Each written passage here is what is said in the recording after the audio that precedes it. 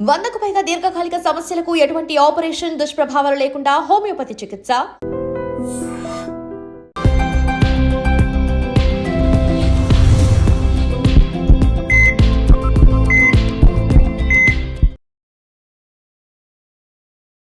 నమస్తే, welcome back to IT media. నేను మీ Jhansi. So ఈరోజు మనతో ఉన్నారు డాక్టర్ చిటిపొట్ల మధుసూదన్ శర్మ గారు, MD in Ayurveda. So deficiencies గురించి మాట్లాడుకుంటే చాలామందికి B12 డెఫిషియన్సీ అనేది చాలా కామన్గా ఈ రోజుల్లో ఉంటుంది. మరి B12 అనేది మీట్లోనే దొరుకుతుంది, అంటే నాన్ వెజ్లో దొరుకుతుంది అనేది ఒక అపోహ. మరి వెజ్లో కూడా B12 మనకి దొరుకుతుందా? ఒకవేళ B12 డెఫిషియన్సీ ఉన్నప్పుడు దాని నుంచి బయటపడడానికి మనం ఏం చేయాల్సి ఉంటుంది? ఈ విషయం గురించి మళ్ళీ తెలుసుకుందాము. నమస్తే సార్. నమస్తే. అన్ని డెఫిషియన్సీస్ వేరే, B12 డెఫిషియన్సీ వేరే. ఎందుకంటే ఇప్పుడు ఎవరైతే వెజిటేరియన్స్ ఉన్నారో వాళ్ళలో ఎక్కువగా వస్తుంది. ఎందుకంటే మీట్‌లో ఎక్కువగా B12 అనేది లభిస్తుంది అని చెప్తూ ఉంటారు. సో దీంట్లో ఎంత వాస్తవం ఉంది? ఒకవేళ B12 డెఫిషియన్సీ ఉన్నవాళ్ళు ఎలాంటి ఆహార పదార్థాన్ని తినాల్సి ఉంటుంది? B12 డెఫిషియన్సీ చాలా మందిలో కలుగుతుంది. హ్మ్. మీరు చెప్పినది వాస్తవ సత్యం అమ్మా. హ్మ్. నిజంగా చెప్పాలంటే B12 మన బాడీలోనే తయారవుతుంది. హ్మ్. చాలా మందికి తెలియదమ్మా. హ్మ్. సో ప్రేగులో ఉన్నటువంటి గట్ బ్యాక్టీరియా నుంచి B12 ప్రొడ్యూస్ అవుతూ ఉంటుంది. హ్మ్. సో మనం తీసుకునేటువంటి ఆహార విధి విధానాలు సరిగ్గా లేకపోవడం చేత, అదేవిధంగా మరి సరైనటువంటి వ్యాయామాలు చేయలేకపోవడం చేత, జీర్ణాశయాన్ని జీర్ణ వ్యవస్థను పటిష్టంగా ఉంచుకోలేకపోవడం చేత, ప్రేగుల్లో మంచి బ్యాక్టీరియా సరిగ్గా లేకపోవడం చేత, ఇలాంటి అనేక రకాల కారణాల చేత ఉన్నటువంటి మంచి బ్యాక్టీరియా కూడా హ్మ్. ఎంత మన బాడీకి అవసరమో అంత B12ను ప్రొడ్యూస్ చేయలేకపోవడం చేత ఈ సమస్యలు కలుగుతున్నాయమ్మా. హ్మ్. నిజంగా B12 విటమిన్ చాలా చాలా అవసరం. హ్మ్. సో అందుకే దీన్ని న్యూరో విటమిన్ అని చెప్పి చెప్తుంటారమ్మా.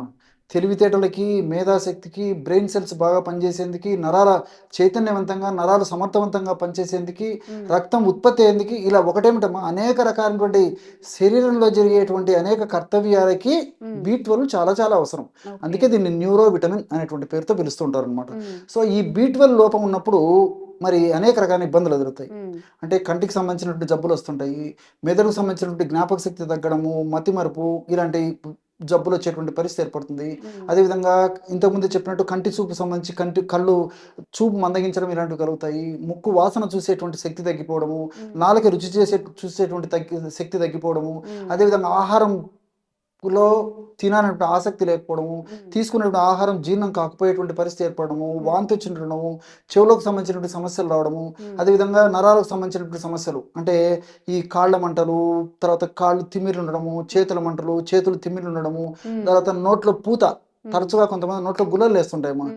ఈ హ్మ్. విధంగా ఉండడము, ఆకలి సరిగ్గా లేకపోవడము, విరేచనం సరిగ్గా కాకపోవడము, కొంతమందికి ఎక్కువ సార్లు విరేచనం అవుతుండడము, నీరసము, నిస్త్రాణ, బలహీనత, కాళ్ళు చేతులు నొప్పులు, పిక్కల నొప్పులు, హ్మ్. ఎప్పుడు నిద్రపోవడం అనిపించడము, తర్వాత ఏ పని మీద ఏకాగ్రత లేకపోవడము, ఒకటేమిటమ్మా సవా లక్ష లక్షణాలు ఈ హ్మ్. యొక్క సమస్యలు కలిగేందుకు అవకాశం ఉంటుందన్నమాట. ఓకే. సో అన్ని లక్షణాలు అందరిలో కలగాలని లేదు కానీ B12 లోపం ఉన్నటువంటి వాళ్ళు మరి ఎక్కువ మందిలో ఈ యొక్క ఈ లక్షణాలు సింప్టమ్స్ అయితే ఉంటాయి. కొన్ని గాని అన్ని గాని ఉండేటువంటి పరిస్థితి ఏర్పడుతుంది. హ్మ్. చర్మం మొద్దుబారిపోవడము, హ్మ్. చెప్తే చాలా చాలా ఉందమ్మా దీనికి సంబంధించినది. హ్మ్. అదేవిధంగా సంతానానికి సంబంధించినటువంటి కొన్ని ఇబ్బందులు ఎదుర్కోవడము, హ్మ్. అదేవిధంగా శృంగారానికి సంబంధించినటువంటి కొన్ని సామర్థ్యాలు తగ్గిపోవడం, ఇలాంటి అనేక రకాల ఇబ్బందులు కూడా హ్మ్. ఈ B12 లోపం వల్ల కలుగుతున్నాయమ్మా. హ్మ్. అసలు B12 లోపం ఎందువల్ల కలుగుతుంది అని చెప్పేసి మనం ఆలోచన చేసినట్లయితే 3 ప్రధానమైన కారణాలు. హ్మ్. పోషకాహార లోపం ప్రధానమైన కారణం. హ్మ్. అంటే మనం తీసుకునే ఆహారంలో పోషకభరితమైన ఆహారం తీసుకోకపోవడం కూడా ఒక ప్రధానమైన కారణం. ఓకే. రెండవది ఏమంటే అలవాట్లు. హ్మ్. ఈ మధ్య కాలంలో మరి ఫ్యాషన్ కోసము, మానసిక ఒత్తిడి తగ్గించేందుకోసము, మరి సొసైటీలో హోదా కోసము, కారణాలు ఏదైనప్పటికీ ఆల్కహాల్ సేవన విపరీతంగా మితిమీరి విపరీతంగా సేవించడం మొదలైపోయిందమ్మా. హ్మ్. సో ఆ స్టేటస్ కోసము ఏదైనా కానివ్వండి. హ్మ్. సో ఎక్కువగా ఆల్కహాల్ సేవించడం వల్ల కూడా ఈ B12 లోపం వచ్చేటువంటి పరిస్థితి ఏర్పడుతుందన్నమాట దాని యొక్క ప్రభావం చేత. హ్మ్. అదేవిధంగా మూడవది వచ్చేసి కొన్ని యొక్క మందుల ప్రభావం. హ్మ్. ఆధునిక కృత్రిమ రసాయన ఔషధాలు తప్పని పరిస్థితుల్లో మరి వాడవలసి వచ్చినప్పుడు ఆ యొక్క ఔషధాల ప్రభావం చేత, ఆ యొక్క ఔషధాల యొక్క సైడ్ ఎఫెక్ట్స్‌లో భాగంగా హ్మ్. B12 లోపం వస్తుంది. ఓకే. ఉదాహరణకు షుగర్. హ్మ్. షుగర్ అంటే ప్రపంచంలోనే ఇంచుమించు మనం అగ్రస్థానంలో ఉన్నాం. భారతదేశంగా చెప్పవలసిన ప్రత్యేకత లేదు. మరి ఇలాంటి పరిస్థితుల్లో ఈ షుగర్ వ్యాధిగ్రస్తుల్లో సర్వసాధారణంగా ఎక్కువ శాతం మందిలో ఎక్కువ శాతం వైద్యులు కూడా మెట్ఫార్మిన్ అనేటువంటి ఔషధాన్ని సిఫారసు చేస్తుంటారు అనమాట. ఎందుకంటే చాలా చక్కగా పనిచేస్తుంది, సైడ్ ఎఫెక్ట్స్ తక్కువ, బెనిఫిట్స్ ఎక్కువ ఉంటాయనేటువంటి ఉద్దేశంతో మెట్ఫార్మిన్ అనేటువంటి ఔషధాన్ని వాడుతుంటారు. ఎక్కువ కాలం పాటు మెట్ఫార్మిన్ అనేటువంటి ఔషధాన్ని మధుమేహం వ్యాధి లేదా షుగర్ వ్యాధి లేదా చక్కెర వ్యాధి నియంత్రణకి వాడుకోవడం వల్ల B12 డెఫిషియన్సీ వచ్చేస్తుంటుంది అనమాట. సో ఈ కారణాల వల్ల సర్వసాధారణంగా B12 లోపం వస్తూ ఉంటుంది. సో ఈ B12 లోపం వచ్చినప్పుడు మీరు అన్నట్లు చాలా మంది ఏం చేస్తారంటే నాన్ వెజిటేరియన్ ఫుడ్ తీసుకోవడం వల్ల B12 లోపం ఉండదు, రాదు అని చెప్పి చెప్తుంటారు. మరి ఈ రోజుల్లో మరి 100 మందిని B12 లోపం ఉండడం గమనించినట్లయితే 100 మందిలో కూడా దాదాపు 70% 20% మంది నాన్ వెజిటేరియన్ తీసుకునేటువంటి వాళ్ళే. మరి వాళ్ళకు రాకుండా ఉండాలి కదమ్మా. రోజు తీసుకునే వాళ్ళు కొంతమంది ఉంటారు, వారంలో ఒకసారి తీసుకునే వాళ్ళు కొంతమంది ఉంటారు. ఏది ఏమైనప్పటికీ మరి నాన్ వెజిటేరియన్ తీసుకునేటువంటి వాళ్ళలో కూడా B12 లోపం వస్తూ ఉంది. సో నేను ఇంతకుముందే చెప్పినట్టు గట్ బ్యాక్టీరియా సమర్థవంతంగా లేకపోవడం చేతనే ఈ సమస్య కలుగుతుంది అనమాట. సో వెజిటేరియన్ డైట్ అంటే ఇప్పుడు పాలు, పెరుగు, వెన్న, నెయ్యి, మజ్జిగ వెజిటేరియన్ గా భావించబడేటువంటి ఈ వెజిటేరియన్ ఆహార పదార్థాల్లో B12 బాగుంటుంది. రోజు ఒక 250 ml పాలు తీసుకోగలిగినట్లయితే, మంచి సమర్థమైనటువంటి పాలు మనం తీసుకున్నట్లయితే మనకు రోజుకు సరిపడా సగం వరకు B12 వచ్చేస్తుందమ్మా. సో మనకు రోజుకి 2.4 mcg B12 కావాలి, 2.4 milligrams. సో మనకు సగం B12 250 ml మంచి పాలు తాగడం వల్ల వస్తూ ఉంటుంది. అదేవిధంగా 250 ml పెరుగు తీసుకోవడం వల్ల వస్తూ ఉంటుంది. అది కాకుండా మరి నాన్ వెజిటేరియన్ అని చెప్పేసి కొంతమంది చెప్తుంటారు, వెజిటేరియన్ ఫుడ్ కొంతమంది చెప్తుంటారు. ఆ కాంట్రవర్సీకి మనం పోకుండా కోడి గుడ్డు రోజు ఒకటి తీసుకున్నట్లయితే మరి మనకు కావాల్సినటువంటి B12లో పావు భాగం 25% B12 దాని నుంచి ఉండదు. మరి నాన్ వెజిటేరియన్ ఫుడ్ తీసుకోమని చెప్పేసి సిఫారసు చేయాలంటే కొంతమంది వైద్యులు కూడా వెనకాడేటువంటి పరిస్థితి. కారణం ఏంటంటే ఈ నాన్ వెజిటేరియన్ వల్ల B12 లోపము ఒకవేళ భర్తీ చేయగలిగినప్పటికీ దానివల్ల అనేక రకాల ఇబ్బందులు కూడా ఉన్నాయి. సో నాన్ వెజిటేరియన్ ఫుడ్ లో ఫ్యాట్ కంటెంట్ ఎక్కువ ఉంటుంది, ఫైబర్ ఉండదు.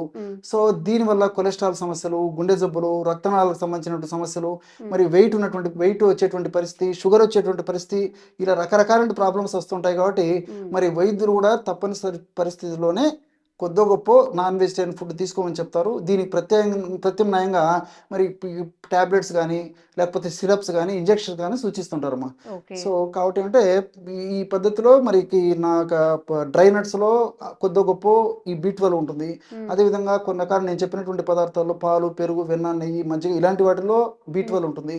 కానీ తగినంత ఉండదు. ఇంకోటి ఏంటంటే స్వచ్ఛమైన పాలు దొరకడం కద్దయిపోయింది, స్వచ్ఛమైన పెరుగు తీసుకోలేకపోతున్నాం. ఈవెన్ మంచి పాలు ప్రస్తుతం దొరికేటువంటి పాలు, వెన్న, నెయ్యి ఇలాంటివి ఎక్కువ తీసుకోవాలన్నా ఇవి కూడా మళ్ళీ గుండె జబ్బులకు కారణం అవుతుంది. ఎక్కువ శాతం తీసుకోవడం వల్ల కొలెస్ట్రాల్ పెరగడం, గుండె జబ్బులు రావడం, రక్తనాళాలకు సంబంధించిన సమస్యలు రావడం ఒకటేమిటమా. సో అది భయపడుతున్నారు.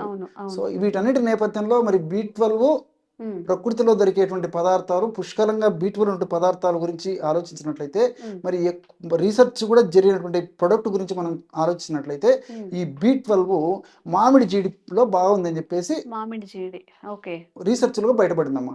మామిడి జీడి పొడి. సో మామిడి జీడి పొడి కూడా మనకు మార్కెట్లో దొరుకుతుందమ్మా. కావాలంటే తెప్పించుకొని వాడుకోవచ్చు. ఈ మామిడి జీడి పొడిని అవసరాన్ని బట్టి రోజు 1/2 teaspoon నుంచి 1 teaspoon వరకు ఉదయం ఒకసారి, సాయంత్రం ఒకసారి పాలలో కలిపి కానీ, నీళ్ళలో కలిపి కానీ, తేనెతో కానీ, మజ్జిగతో కానీ, ఫ్రూట్ జ్యూసెస్లో కలిపి కానీ, ఈ మిల్క్ షేక్స్ అమ్మా ఇలా ఏ దేంట్లోనే సరే కలిపి తీసుకోవడం వల్ల కూడా మరి సమర్థవంతంగా వితిన్ 1 or 2 monthsలోనే ఎక్కువ శాతం మందిలో B12 బాగా పొందగలిగినట్లు మా అనుభవంలో తెలిసిపోతుంది. అదేవిధంగా డేటా కూడా మనకు చెప్తుందమ్మా. ఓకే. సో B12 డెఫిషియన్సీ ఉన్నప్పుడు మనం ఇంతకుముందు వీడియోలో కూడా చెప్పుకున్నాం సార్, మనం మామిడి టెంక తినేసి పడేస్తాం. బట్ అందులో ఉండే జీడిని ఎండబెట్టుకొని దాన్ని పొడిగా చేసుకొని తినడం వల్ల దానివల్ల B12 అనేది చాలా పుష్కలంగా ఉంటుందంట. B12 డెఫిషియన్సీకి బయట మార్కెట్లో మెడిసిన్ అంత వ్యాపారం జరగట్లేదు. అంటే ఈజీగా దొరికేదాన్ని మనం చాలా కాంప్లికేట్ చేసుకొని చాలా ఖర్చు పెట్టి కొనుక్కుంటున్నాము. మరి ఈసారి సమ్మర్ సీజన్లో చక్కగా మీ మామిడి టెంకులన్నీ అలానే ఉంచేసుకొని వాటితో పౌడర్ చేసుకొని పిల్లలకి కానీ B12 డెఫిషియన్సీ ఉన్నప్పుడు దాన్ని తీసుకోవడం వల్ల ఇది ఫుల్ఫిల్ అవుతుంది. Thank you so much sir. నమస్తే. And for more videos, please subscribe to iDream. Please subscribe to iDream. Please subscribe iDream. And please subscribe to iDream. For more videos, subscribe to iDream. please like, share and subscribe to the channel. Congratulations, iDream. Subscribe to iDream. Subscribe to iDream. So subscribe to iDream Media. IDream team అందరికీ huge congratulations. Please subscribe iDream Media. Please subscribe to iDream. Subscribe iDream. Please subscribe to iDream. iDream అంటే నా కళల channel subscribe చేసుకున్నారు, నోరు తిరుగుతలేదు. మీరైతే గంట గుర్తు కొట్టండి. For more such videos, please subscribe to iDream. Subscribe to iDream. Please subscribe to iDream. Please subscribe iDream Media. Please do subscribe to iDream. Please subscribe to iDream Media. For best entertainment and information, please subscribe iDream. And don't forget to subscribe to iDream.